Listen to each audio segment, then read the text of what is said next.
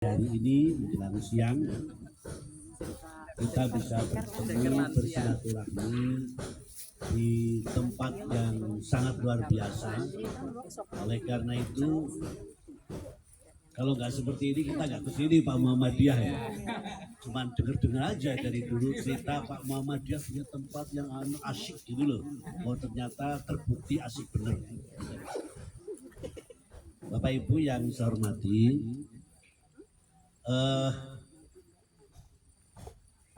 Allah Subhanahu wa taala berfirman dalam Al-Qur'an surat Al-Isra ayat 1. A'udzubillahi minasyaitonir rajim. Subhanalladzi asra bi'abdihi laila minal masjidil harami ilal masjidil aqsa.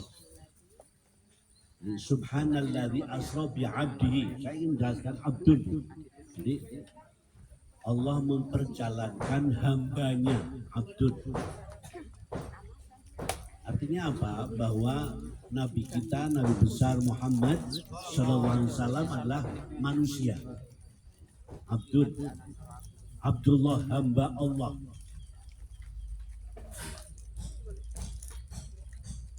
Demikian juga kita. Nah, Abdul itu adalah sebuah jabatan yang sangat mulia. Hamba Allah itu adalah jabatan yang sangat mulia. Karena apa? Dalam Al-Quran sendiri disebutkan wa ma khalaqtul jinna wal insa illa liya'budun. Dan tidaklah aku ciptakan jin dan manusia kecuali untuk beribadah, untuk mengabdi, untuk menjadi seorang hamba. Hamba siapa? Hamba Allah Subhanahu wa ta'ala. Jadi itu adalah sebuah status, sebuah jabatan yang sangat mulia.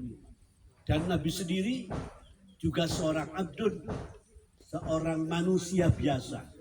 Bahkan dalam Al-Quran surat Al-Kahfi ayat 110, Allah berfirman, Qul innama ana basyarum mithlukum yuha ilayya.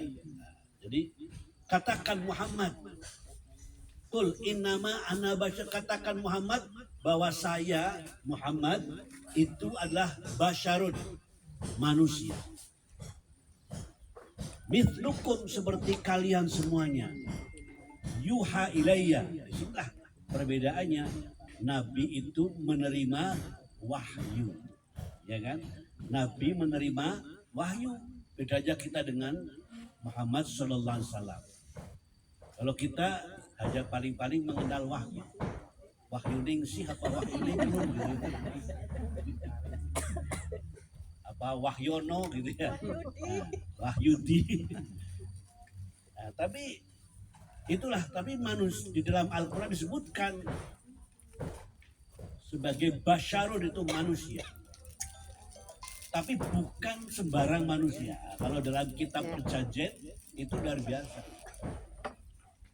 Dalam perjanjian disebutkan Muhammadun basyarun lakal basyari bal huwa kal yakun bainal hajari. Yo, sok perjanjian apa? Bisa ora Muhammad iku menungso nanging rak kaya menungso, nanging kados inten ingkang diapit selo. Jadi Muhammad itu adalah manusia, tapi nggak seperti manusia biasa, tapi seperti berlian di tengah-tengah batu. Berlian di tengah-tengah batu. Wah, itu kan luar biasa. Tetapi sekalipun Nabi itu sangat luar biasa, tetap manusia.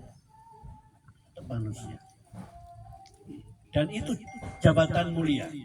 Profesor Dr. Qulai Shihab itu menjelaskan bahwa ada 3 hal pada diri seorang manusia yang disebutkan sebagai seorang hamba.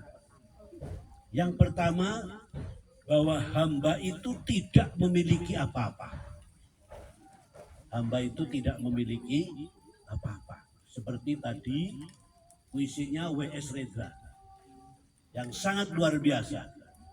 Itu puisi ditulis tahun 2009 menjelang beliau meninggal dunia.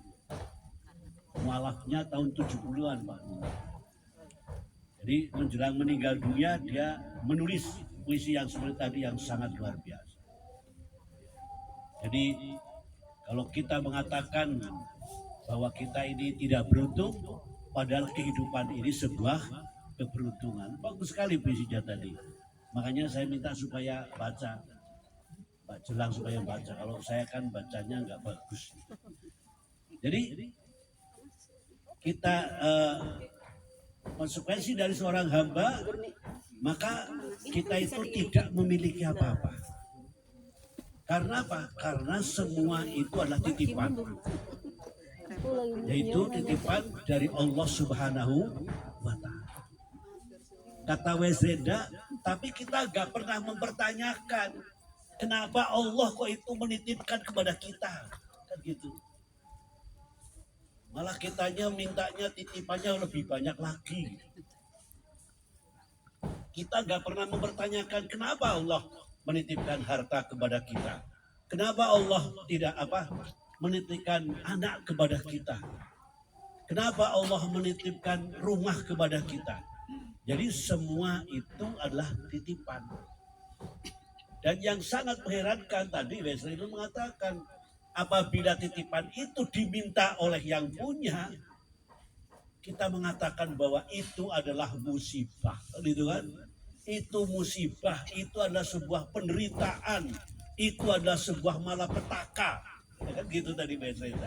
Luar biasa. Jadi itu realitanya seperti itu, Bapak Ibu Saudara.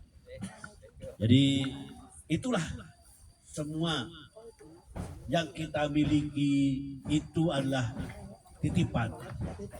Maka kita harus mempertanyakan kenapa kok Allah menitipkan itu semuanya kepada kita. Untuk apa? Tujuannya apa? Allah menitipkan ini semuanya. Nah, maka dalam Al-Quran surat Al-Baqarah ayat 156 wala nablu'anakum bisyai'in minal khawfi wal ju' wa naqsi minal amwali wal anfusi wat thamarat wa basyir sabirin alladzina idza asabatum musibatun qalu inna lillahi wa inna ilaihi raji'un. Kadang-kadang orang mengatakan ini ayat kematian. Inna lillahi wa inna ilaihi raji'un. Itu dibaca kalau ada orang mati, yang enggak harus kalau ada orang mati jenengan ngidek pancet ya ucapannya inna lillahi wa inna ilaihi raji'un. Jangan yang keluar malah bang.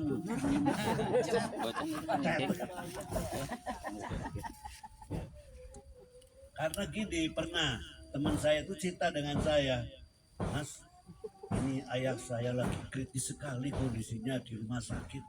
Saya baca innalillahi kayak mati. Lah kon apa alhamdulillah juga.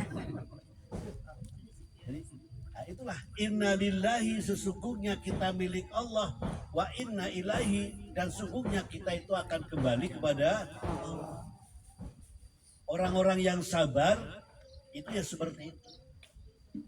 Jadi yang pertama, kita tidak punya apa-apa. Semuanya itu adalah titipan dari Allah Subhanahu wa Ta'ala.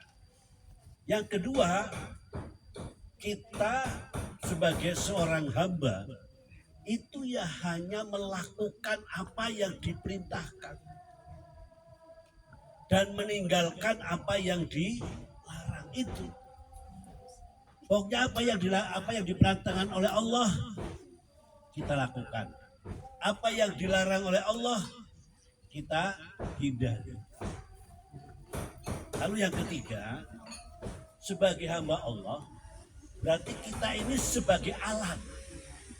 alat Allah Subhanahu wa Ta'ala untuk menebar kebaikan, alat Allah Subhanahu wa Ta'ala untuk membantu sesama, alat Allah Subhanahu wa Ta'ala untuk berjuang meningkatkan kesejahteraan masyarakat.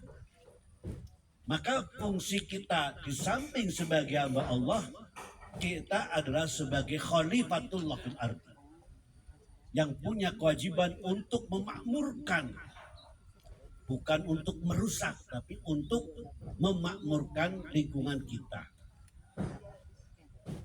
Inilah yang disebut dengan hamba.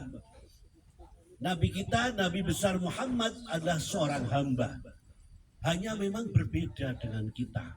Tadi saya jelaskan tadi. Maka bagaimana Allah mendidik, membimbing hambanya Nabi besar Muhammad SAW itu juga berbeda dengan kita.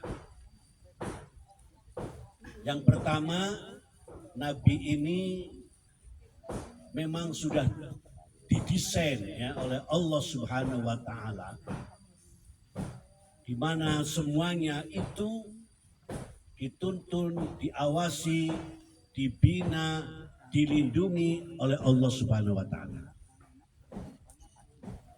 Kita lihat, sekalipun Nabi itu dari lahir Aminah ya, di bawah bimbingan ibunya langsung Aminah, kemudian disusukan ya, dititipkan pengasuhannya kepada Thuwaibah. Kemudian tidak lama kemudian dibimbing, dititipkan kepada Halimah As-Sa'diyah. Lalu setelah meninggal dunia